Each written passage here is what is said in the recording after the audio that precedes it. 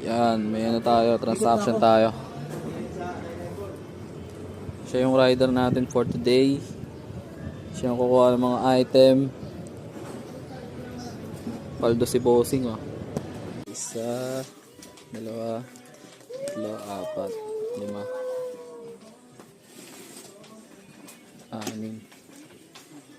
Dalawang 6 feet, apat na 5 feet. Bayaran na natin. 8. 6K. 6K, di ba? 6K. 7.4? 7.4 pa.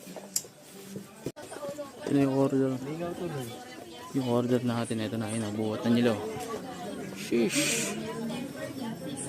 Konting diskarte lang talaga mga tol. May pera ka talaga kahit di ka bumiyahe. So, nandito na nga yung item natin, oh.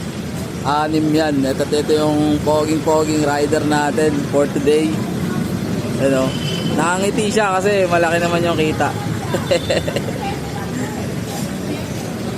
Aalis na rin siya, ano. Nakarga na nga namin at pinagpawisan siya doon. Grabe, boys na boys, oh. Yan, tibay niyan. Tibay niya mga boss.